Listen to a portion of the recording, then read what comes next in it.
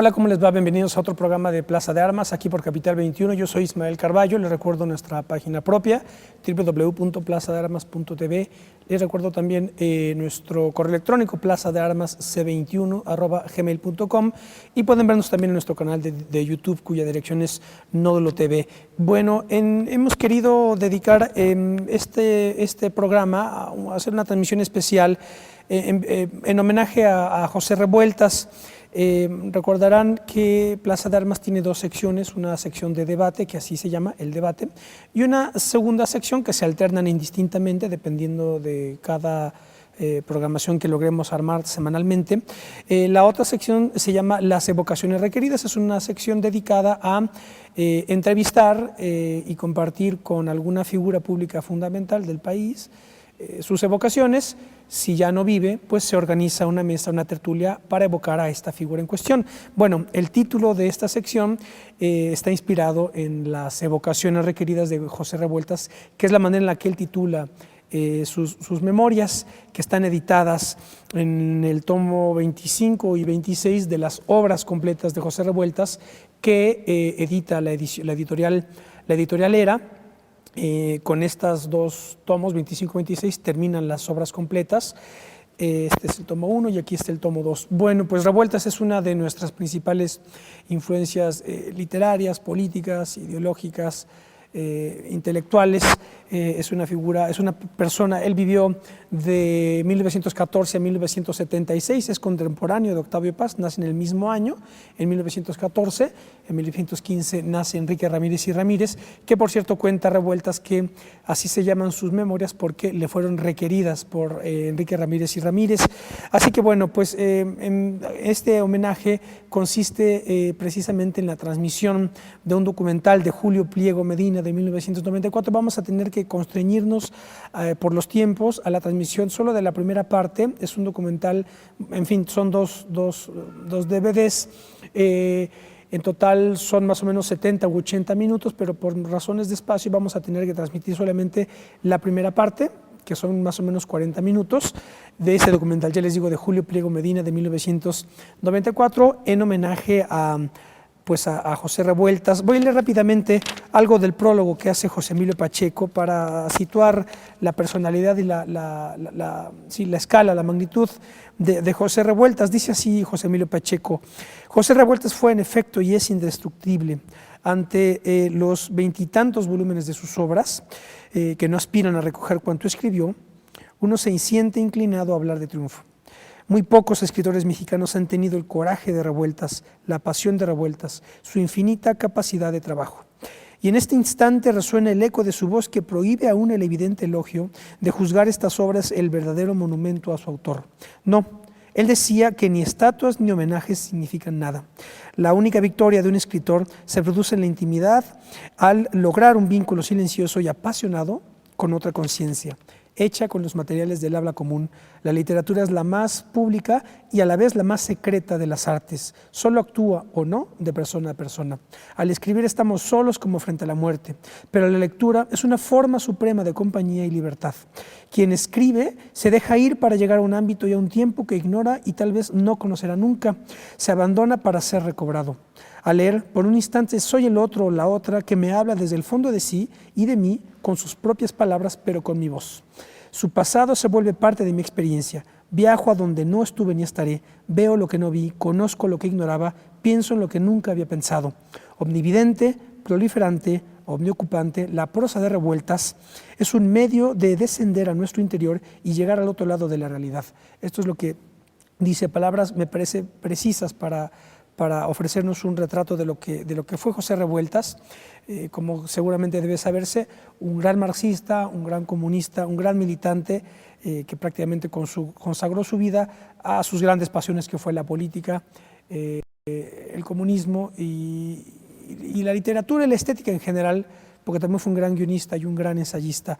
Ahora en el corte les mencionaré otros libros que traje de él para ofrecerles alguna muestra. Entonces vamos si así les parece, a ver esta primera parte del documental de Julio Pliego Medina de 1994 en homenaje a José Revueltas. Adelante.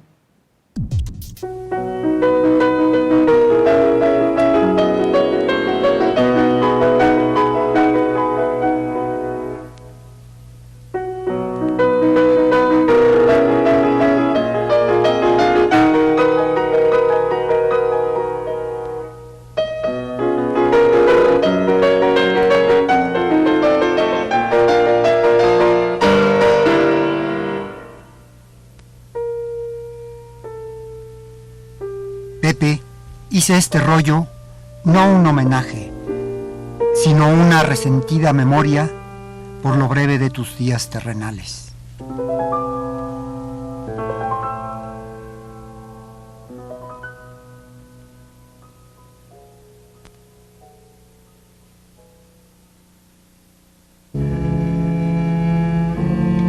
Hemos pensado, los amigos de José Revueltas, que hoy nos reunimos en este auditorio, en ofrecerle un mínimo homenaje que no podría ser en otro lado, sino aquí en la universidad y sobre todo en este auditorio en donde él muchas veces participó en asambleas, en mesas redondas, etc. Creemos que el lugar de José Revueltas es este, es la universidad y es entre esta gente. Trataremos pues de que algunos de sus compañeros de diferentes generaciones tomen la palabra brevemente para hablarles a ustedes de quien fue nuestro compañero, de quien fue nuestro amigo, de quien fue además compañero de cárcel, etc. Simplemente queremos que esta tarde en este auditorio, aquí mismo, como en muchas ocasiones, con él vivo, volvamos a estar reunidos y recordemos las posiciones que siempre sostuvo José Revueltas y que creemos haber sostenido nosotros. Así pues, daremos la palabra en primer lugar a uno de los compañeros de José Revueltas en lo que fue la lucha más cercana de José, es decir, su participación en 1968. El compañero de la revista Punto Crítico, Roberto Escudero.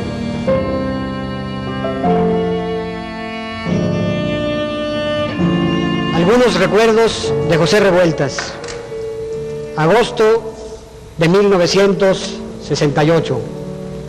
Este auditorio repleto de estudiantes que iniciaban un movimiento que nadie sabía a dónde nos iba a conducir. Primer intelectual que se presenta en este auditorio, José Revueltas, con un traje gris, un gran portafolio. Otros recuerdos de José Revueltas. José Revueltas se queda en esta Facultad de Filosofía y Letras y de inmediato se integra al Comité de Lucha.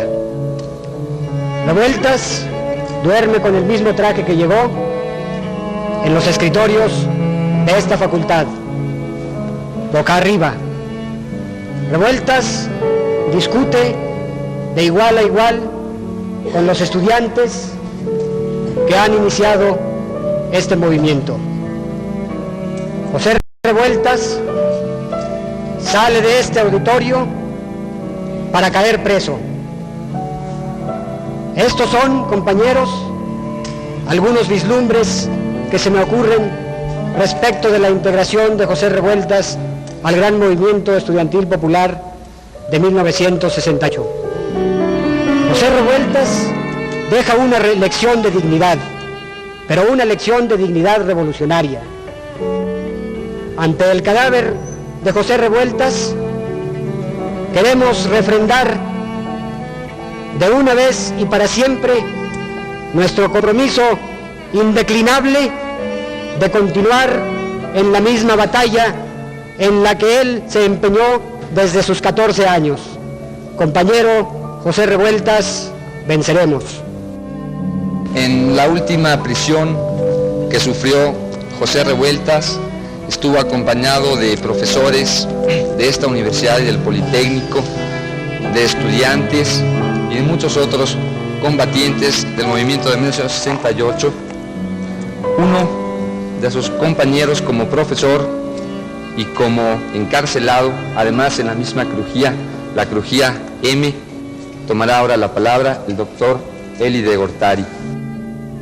Uno de los privilegios más altos de mi vida fue tratar tan de cerca a José Revueltas durante 42 o 43 años.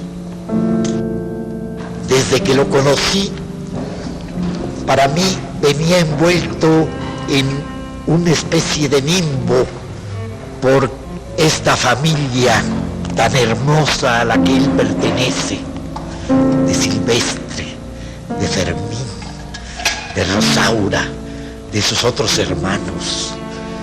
Pero entre todos ellos, José también destacó como el que más. No recuerdo ahora, pero todos lo sabemos, la cantidad de veces que José Revueltas estuvo en la cárcel, siendo una criatura, antes de que yo lo conociera, un menor. Ya Revueltas había estado en prisión.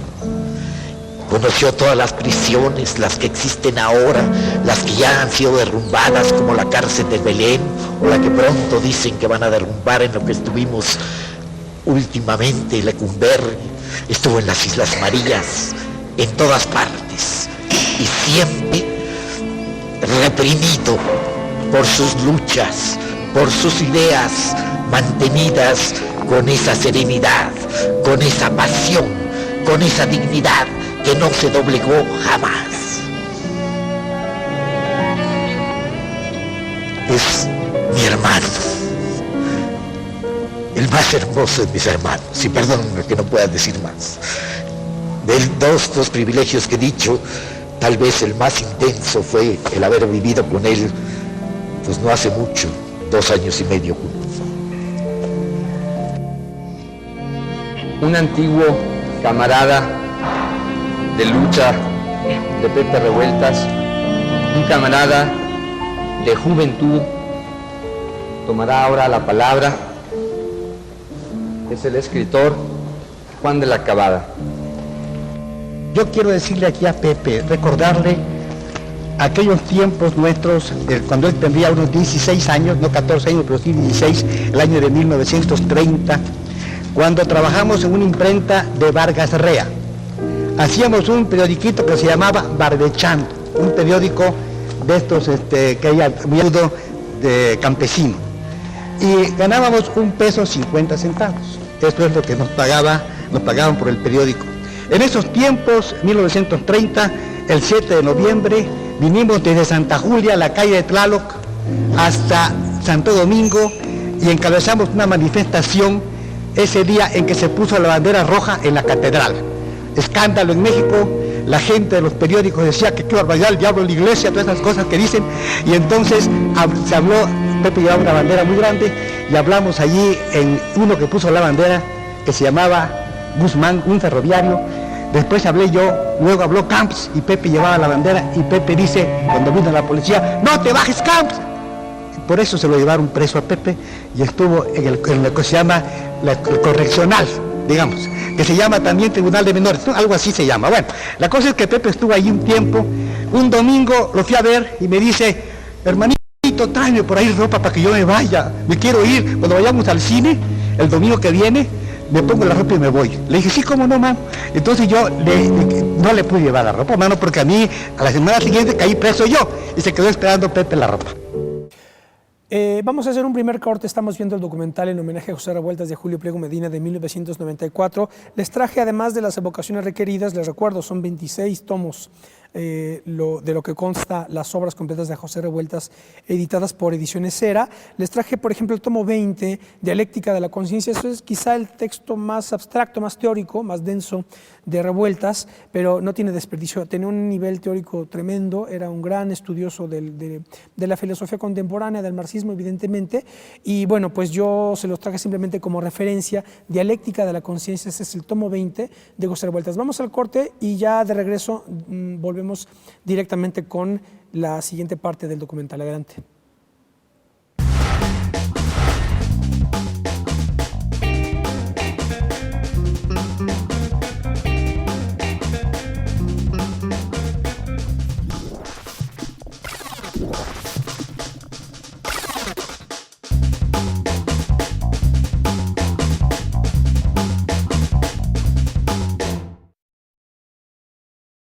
Por otro lado, él siempre, y es muy importante, y todos lo saben, estuvo con las causas grandes.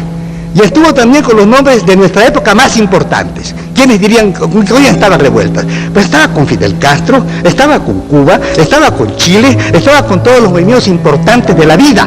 Eso es para nosotros, ¿verdad?, muy grande, porque muchos han pasado por nuestra vida, que se han quedado atrás y no llegaron nunca a estar, al fin y al cabo, con los movimientos presentes y futuros. A este futuro corresponde José Revueltas. Yo por él pido un aplauso para él. Gracias.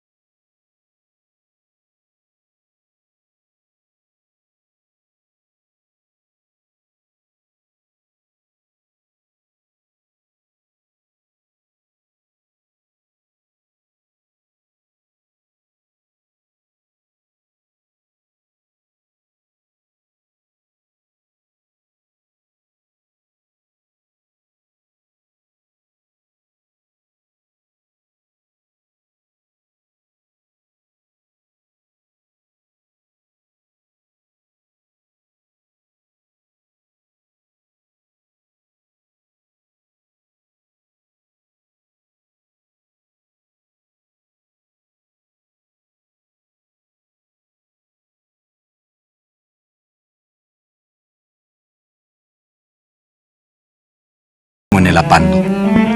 Las rejas para mí, las rejas del Apando, son las rejas de la ciudad y las rejas del país y las rejas del mundo.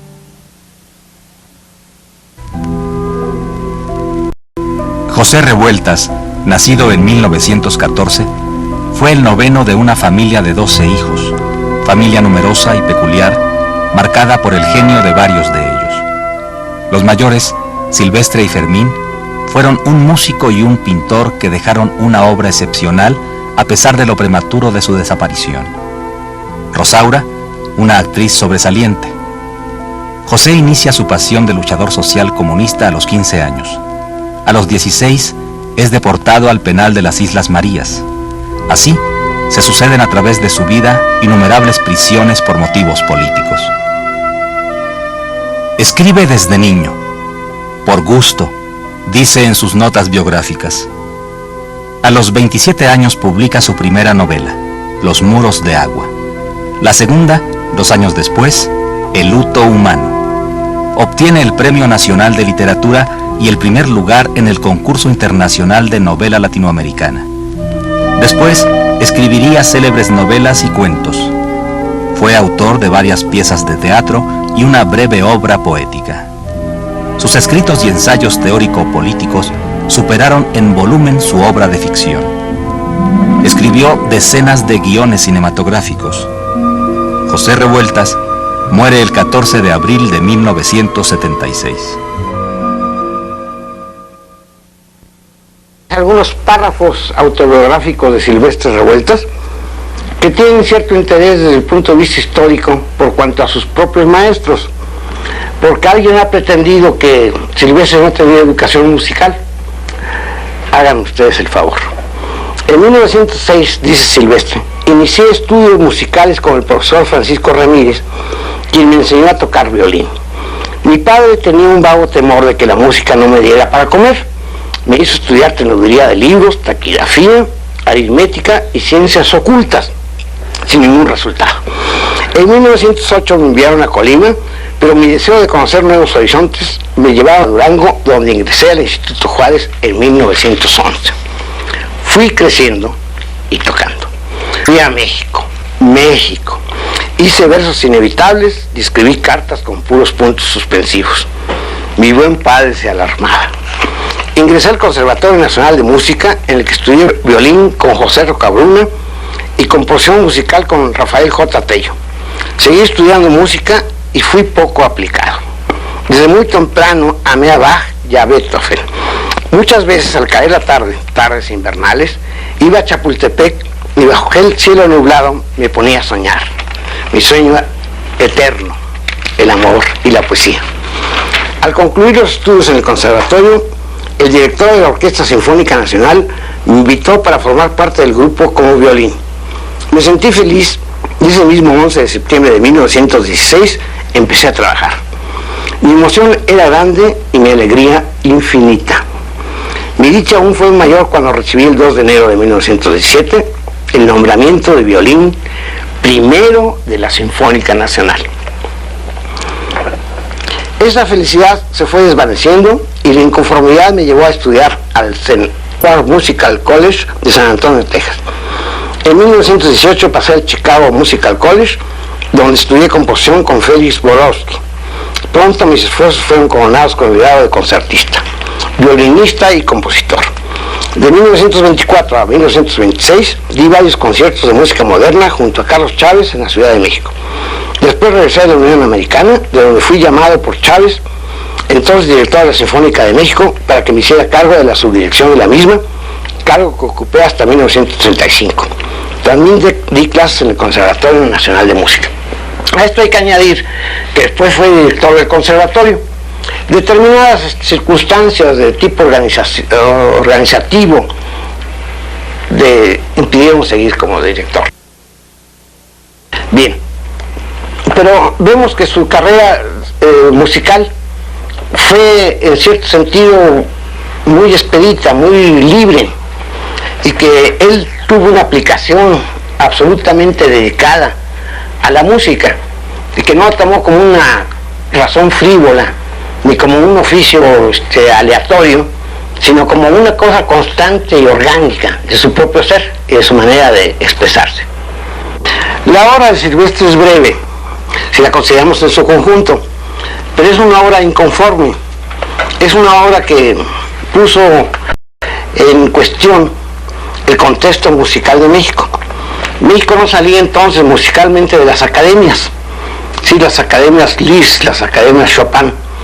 Entonces, Carlos Chávez y Silvestre vinieron a constituir una revolución musical, una revolución equivalente al 30-30 en pintura, con Fermín, mi hermano, también, en la Academia de San Carlos, y iniciaron entonces una revolución musical trayendo un nuevo concepto de la tonalidad, de la composición, de la visión del mundo que puede dar la música. De tal suerte entonces abrieron una brecha sumamente importante para el desarrollo musical de México. Entre Silvestre y yo hubo una profunda intimidad, mucho mayor que la que se supone el simple lazo de amistad, de sanguíneo, de ser hermano, mi hermano mayor. y yo unos hermanos menores. La cosa ocurrió después de mi regreso de las Islas Marías. Acabando de regresar de las Islas Marías, fui a verlo. La situación era la siguiente desde el punto de vista anecdótico. Yo estaba enfermo de paludismo, entonces mi presencia era muy impresionante. Yo venía amarillo, escuálido, de una manera que no me había visto yo a mí mismo. Entonces le causé una impresión sumamente poderosa. Una impresión demasiado angustiosa a Silvestre. Entonces me preguntó cómo había estado yo allá, qué me había pasado, cuáles eran mis ideas, por qué me habían llevado. Y decidió, dice, óyeme, me están interesando tanto tus ideas que si me explicas más por qué luchas, yo soy capaz de incorporarme al Partido Comunista y luchar junto contigo. En efecto, así fue. A los pocos meses ingresaba al Partido Comunista después de estudiar. Él naturalmente conocía teoría política, ¿no? Y se incorporó al movimiento revolucionario. Así que esta impresión, esta relación fue muy vital. No era una simple relación de hermanos, sino una relación que iba más allá, que podíamos calificar de una relación, en cierto sentido, histórica.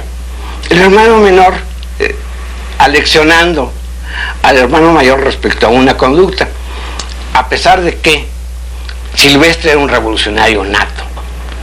Cuando él llegó de Estados Unidos, de estudiar en Estados Unidos, llamado por Carlos Chávez, y aquí hay que hacer justicia, Carlos Chávez, sobre quien han llovido numerosas malas interpretaciones respecto a su conducta hacia Silvestre, hay que decir que Chávez llamó a Silvestre porque los conocía como buen músico y como buen ejecutante, lo llamó a la Orquesta Sinfónica, y entre los dos hicieron lo que pudiéramos llamar el equivalente de la revolución pictórica en música, porque introdujeron a Henneger, a Debussy. Bueno, Debussy se tocaba, ya se tocaba en México, pero a Henneger, a Stravinsky y a los músicos más modernos, a Milhaud, con un éxito verdaderamente deplorable, porque el público pateaba en el Teatro Arbeu. Yo me acuerdo que íbamos unos 20 espectadores, y de los 20 yo creo que 18 pateaban y se salían. Lo mismo que después en el concierto de música mexicana que organizó Silvestre en Bellas Artes, con música de Blas Galindo y de él mismo,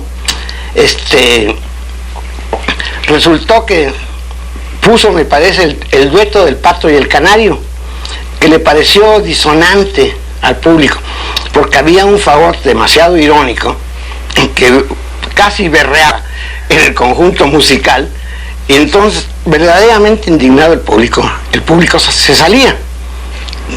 Entonces yo fui al camerino a decirle a Silvestre, qué gran éxito, el público se ha salido. Cosa que a él le agradó mucho, porque él era a contrapunto, le encantaba el falso consenso, el consenso contrario.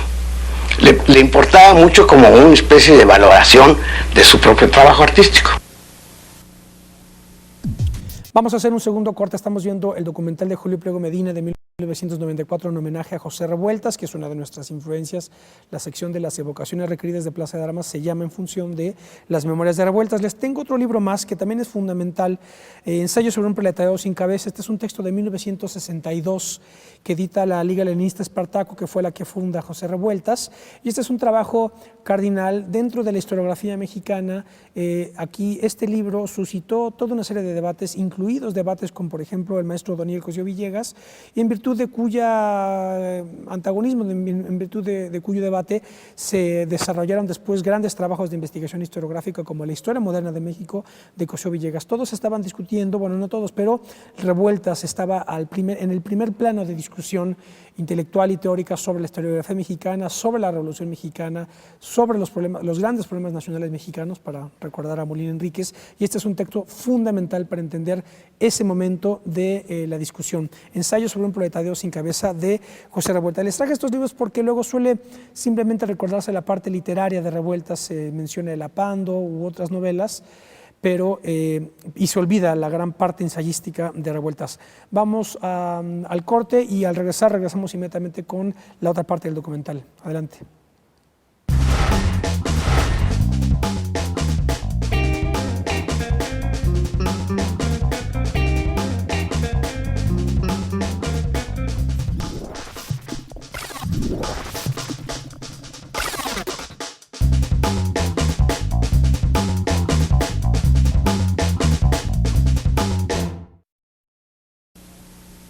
¿A qué edad ingresó usted al Partido Revolucionario?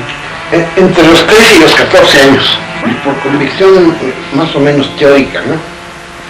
Yo oí hablar de comunismo y todo me interesó tanto que dije, bueno, voy a estudiar eso, ¿no? En primer lugar, yo tenía una crisis de conciencia muy grave respecto a la existencia de Dios, a la validez de la religión. Dije, evidentemente no funcionan esas abstracciones, ni Dios ni las religiones, pero tengo que tener las razones válidas para que yo actúe respecto a esta posición. Entonces me dediqué ahí a la Biblioteca Nacional, como 3 años estuve yendo,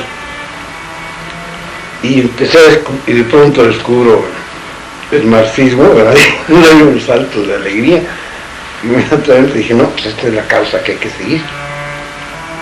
Y entonces anduve buscando a los comunistas, localicé, ¿verdad? Entré como muy sospechoso, ¿verdad? No me hacían caso, creían que yo era espía. Y bueno, una cantidad hasta que logré ingresar. Y no a la juventud comunista, sino que me pasaron inmediatamente al partido. Porque la juventud comunista tenía yo un nivel demasiado alto y que yo iba a engatusar a los jóvenes. ¿Esto qué edad tenías entonces, Pepe? 15 años. Silvestre ya era una gente muy destacada en la música, ¿no? Sí, era bastante. ¿Y por qué te asociaban a espía o policía? Porque hubo una cantidad de circunstancias. Yo trabajaba en una ferretería y había un compañero que le decían Trotsky. Y era trotskista y revolucionario, dirigía un sindicato de choferes. Entonces nos reuníamos ahí en una bodega y nos daba clases de marxismo. Esto me interesó mucho y ya tengo el conducto para ingresar. Pero ese conducto era muy sospechoso porque decían, recomendado por un trotskista. Y luego viene lo peor, en mi solicitud de ingreso me apoyó un cubano, exiliado aquí, un negro, Sandalio Junco, que resultó policía, fregado por todos lados. Entonces participaba en todas las manifestaciones, todos los mítines, y uno de ellos me agarró a un preso de 6 meses en la correccional. Y entonces eso ya fue garantía de que no era yo un soplón ni nada. Entonces me hicieron ingresar a Socorro Rojo, organización no partidaria, y luego a la Liga Antiimperialista, y de la Liga Antiimperialista ya al partido. A la vez ya te habías iniciado hacía tiempo en el trabajo literario, ¿verdad? Y no, escribía cuentecitos, seguramente ni siquiera se publicaron. Y luego dirigí un periódico de la juventud que se llamaba El Activista. Dirigí el periódico Espartaco. Todas las publicaciones las dirigía yo, para figurar. Entonces eso me hizo un pequeño nombre periodístico en los medios comunistas. Pero para esto yo ya había estudiado. Yo ya había leído el materialismo histórico de Bukharin, ya había leído el origen de la familia y bastante literatura revolucionaria. Así que por eso mismo me hacía yo sospechoso. Ya ves que los partidos de la cultura siempre es sospechoso.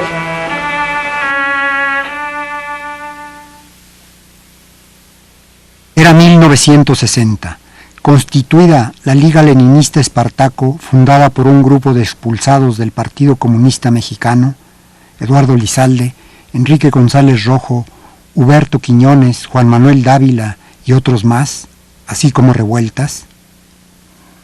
Tuve relación y cercanía como miembro de la Liga Espartaco con Pepe y Lizalde. Después una larga amistad, para mí entrañable, que mucho me ilustró y aún me enriquece.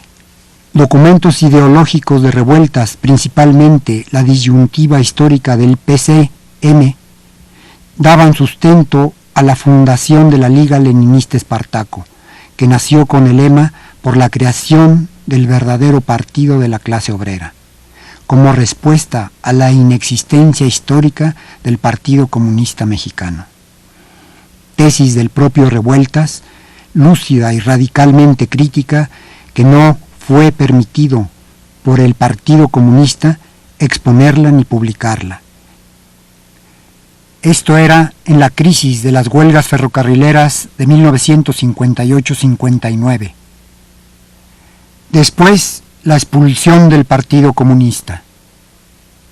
Y enseguida, la fundación de la Liga Leninista Espartaco.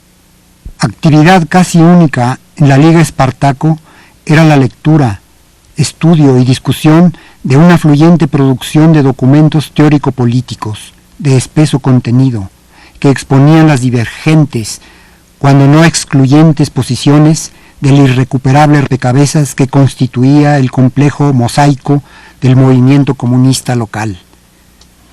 Venero de ideologías a título personal, de grupo o de partido. Revueltas fue el escritor más prolífico en esa circunstancia.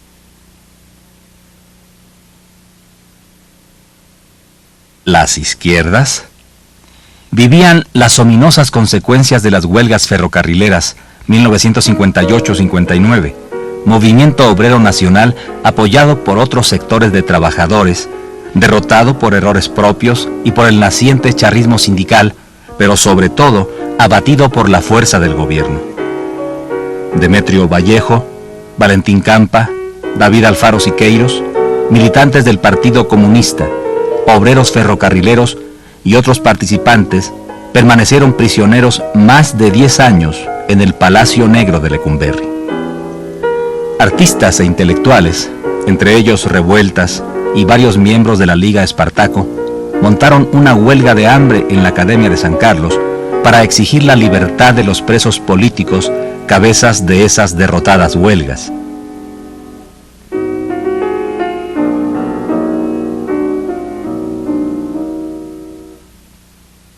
Escritores mexicanos de variadas generaciones disfrutaban de becas otorgadas por el Centro Mexicano de Escritores.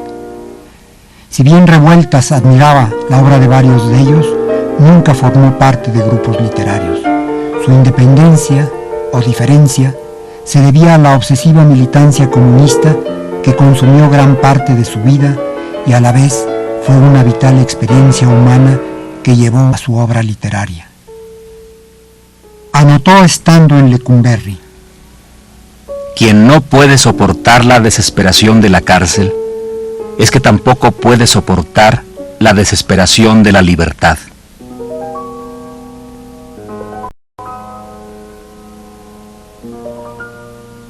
Pepe, ¿cuál fue tu prisión más sentida? ¿La cárcel o la calle? La alborada libertaria de la Revolución cubana compensó en buena parte las desdichas nacionales de la izquierda. Radicalizó muchas conciencias y removió las emociones revolucionarias entre los intelectuales y también mucho tocó los sentimientos de la población. Altos funcionarios cubanos eran recibidos en los medios culturales con afecto y admiración. Con ira y grandes movilizaciones respondía la población al sabotaje y ataques a la revolución cubana. Con amistosa solidaridad se difundían en los medios universitarios las declaraciones y los sucesos cubanos.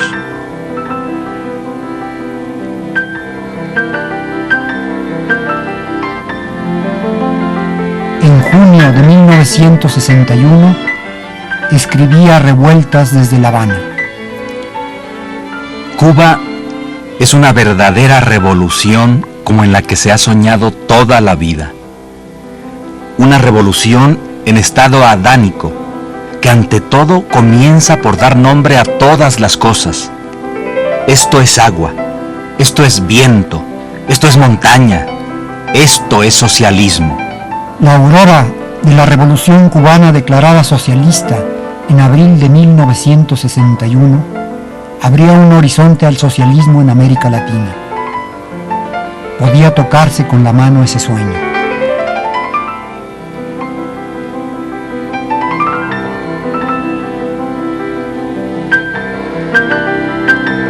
Revueltas reaccionaba con furia mítica cuando el monstruo atacaba a Cuba. Se convertía en terrible energúmeno poseído por la ira. Entonces recurría al lenguaje más soez que pudiera imaginarse, aprendido en sus cárceles, para increpar al enemigo. Esas situaciones, o semejantes, podían terminar con grandes carcajadas de la audiencia que escuchaba con regocijo el ingenio procaz de Pepe. Y cultivos de la época. Apenas 2 años después, el auditorio espartaquista que celebrara el inagotable humor de Revueltas, su inventiva incontenible si tenía unas copas encima, que admiraba y asumía su pensamiento crítico, esa audiencia encabezó en su contra, con insidia ideológica, a una teoría aritmética que en junio de 1963 lo expulsó de la Liga Espartaco junto con otros compañeros.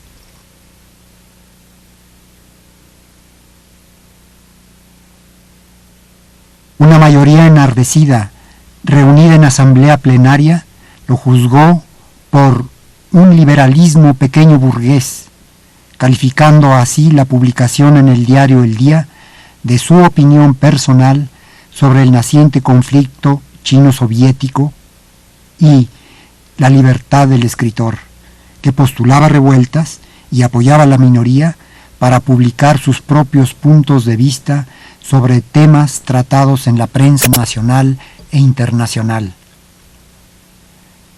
Fue la última de sus expulsiones políticas. Revueltas se negó a asistir, dado el encono del lenguaje y la intolerancia ideológica de los compañeros de la mayoría. Grabó un mensaje que me encomendó llevar a la asamblea plenaria de la Liga Espartaco. Decía: Compañeros, he leído con no más del detenimiento que merecen las majaderías teóricas y políticas de los compañeros González Rojo y Cuesta, por otra parte, majaderías singularmente mal escritas. No voy a detenerme excesivamente en el análisis de los documentos publicados por los compañeros, sino a título de ejemplo voy a citar algunos párrafos del trabajo del compañero González Rojo. Dice González Rojo: puede darse el caso en que la organización decida, por alguna razón política de importancia, que las investigaciones científicas en algún sentido se hagan en secreto, por ejemplo en un país socialista, y entonces la libre expresión del hombre de ciencia en problemas científicos a debate queda suspendida, al menos temporalmente, hasta que el Partido Leninista lo juzgue oportuno. Hasta aquí la cita del trabajo de González Rojo. ¿Qué significa esta afirmación de González Rojo?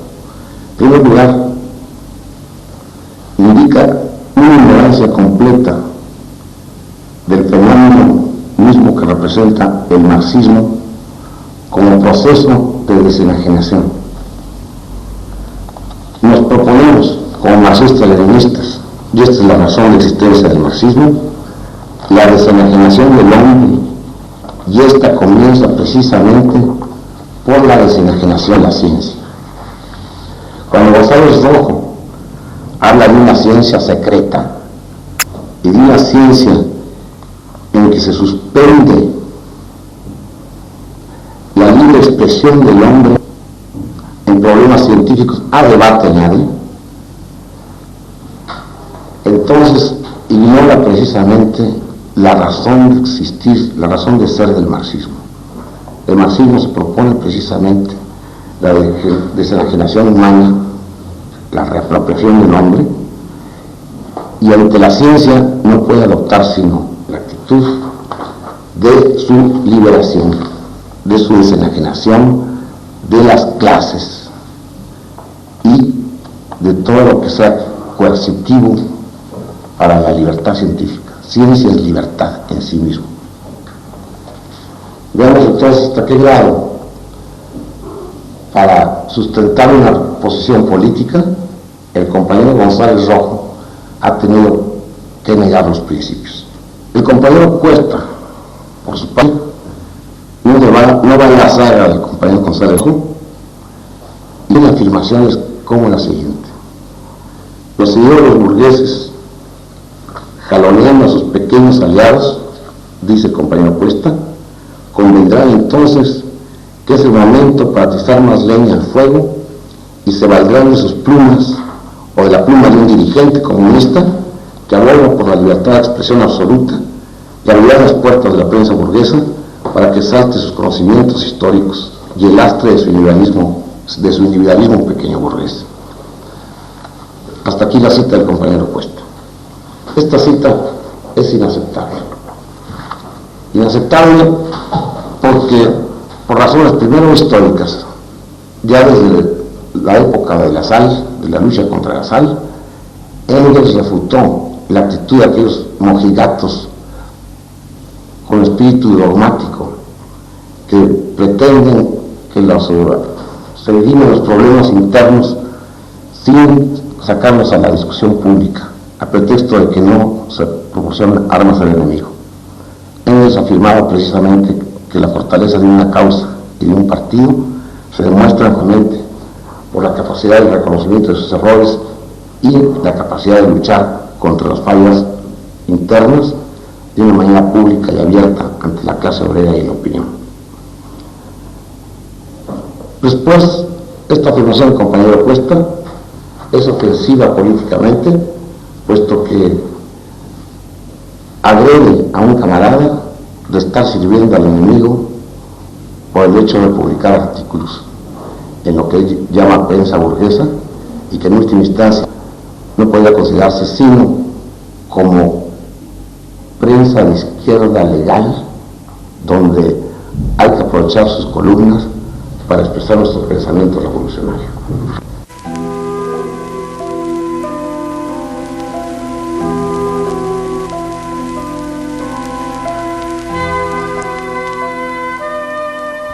Bien, hay que ir a la esencia del problema. ¿Cuál es el problema de debate?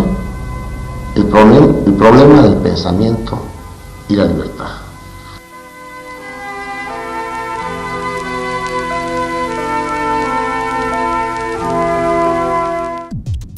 Bueno, pues con esta transmisión especial terminamos esta emisión de Plaza de Armas. Hemos querido hacerle un homenaje a José Revueltas, que es una de nuestras grandes influencias personales. La sección de las evocaciones requeridas de Plaza de Armas, la otra es el debate, y esta de evocaciones requeridas, pues lo pensamos el título pensando en las memorias de Revueltas que llevan ese nombre, las evocaciones requeridas. Les recuerdo que en nuestra página propia, que es www.plazadearmas.tv, ya habíamos puesto el documental completo, así que si ustedes quieren verlo, pues háganlo a través de la página de internet. Ahí ven completitos las dos partes del documental. En esta ocasión, para ya la transmisión de televisión abierta, pues hemos hecho esta, digamos, versión resumida con algunos comentarios míos.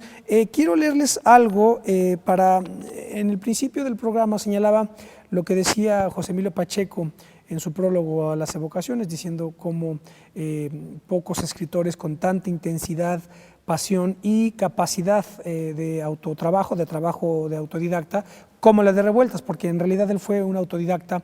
Él y su familia, si no recuerdo mal, me parece que estuvieron algunos años en el colegio alemán y luego prácticamente dejaron la escuela, se dedicaron un poco al autoestudio, y él cuenta que se metió a la biblioteca de México, y ahí él prácticamente se formó de manera autodidacta, y eso es lo que nos ofrece su vida, una gran pasión y una gran capacidad de trabajo y un autodidactismo pues tremendo. Y esto se observa un poco en lo que le cuenta, él está escribiendo en Mérida en 1938. Le escribe a su mujer, que no recuerdo exactamente cuál de ellas era, porque tuvo varias parejas, Olivia Peralta, después estuvo casado con María Teresa Retes, en fin, eso no importa tanto. Lo que les quiero leer es esto, para que vean más o menos por dónde andaba pensando Revueltas por cuanto a su plan de trabajo. Dice así: principio estudiar, no en la medida e intensidad que lo deseo, pero al fin ya inicié la jornada. Terminé de leer la vida de don Lucas Alamán y ahora sigo con una obra de Worral, Panorama de la Ciencia, que se refiere al materialismo dialéctico. Es una polémica vigorosa e inteligente, basada en algunos de los recientes experimentos en física, biología y matemáticas contra los filósofos ingleses contemporáneos, Bertrand Russell y otros, y su solipsismo. Lo explica: tendencia idealista, radicalmente idealista, que acaba por encerrar sus concepciones de la naturaleza en el ser pensante, a tal grado que para estos filósofos el mundo exterior es solo una representación y lo que está fuera al alcance de las percepciones es incognoscible. El mundo es mi idea, fuera de eso no hay nada real existente. Cierra el paréntesis Revueltas y continúa: el libro me ha gustado mucho, me sirve para iniciar mis lecturas filosóficas. Después de él me leeré algunos 2 o 3 libros más sobre bases filosóficas generales, para después estudiar historia de la filosofía y enseguida cada uno de los filósofos más importantes desde la antigüedad clásica hasta el presente. Paralelamente a esto, estudiaré historia de México y en particular historia de Yucatán. Daré un repaso a la historia general de México, voy a leerme a Orozco Iberra, a Lucas Alamán y a Pereira, y después, en la medida de lo posible, estudiaré el desarrollo económico del país, históricamente hablando. Me han presentado aquí el rector de la universidad, que es pariente, ahora no recuerdo si hijo, hermano o qué, de Elogio Ancona, eminente historiador de Yucatán. Escribir por ahora no, necesito estar a tono, cierta estabilidad y disposición mental, pero tengo planeadas unas cosas, vida mía. Si las escribo, las escribiré, verás que saldrán chéveres, como dicen por acá. La vida en las Islas Marías, eso ya lo sabes tú, pero además algo sobre la vida en Quintana Roo. Yo creo que aquí se estaba refiriendo, si no me equivoco, a Los Muros de Agua, que es la novela precisamente que tiene que ver con su estancia en las Islas Marías. Aquí dejo este fragmento del diario, es parte diario, evocaciones, autobiografía, memorias de Revueltas, pues para que vean la capacidad que tenía, como dijo José Emilio Pacheco, de estudiar, y además no era un marxista, digamos, dogmático, como luego suele muy vulgarmente considerarse. Estaba leyendo a Lucas Alamán o a autores como Carlos Pereira, que eran, desde otras perspectivas, podría considerarse como autores, digámoslo así, conservadores, pero eran grandes figuras intelectuales, y Revueltas estaba estudiándoselas a fondo, pues desde una perspectiva precisamente dialéctica y global. Bueno, pues esto fue este homenaje que quisimos hacerle a José Revueltas. Nosotros continuamos con más programación aquí en Plaza de Armas por Capital 21. Les recuerdo la página www.plazadearmas.tv. Nos vemos la próxima. Yo soy Ismael Carballo. Adiós.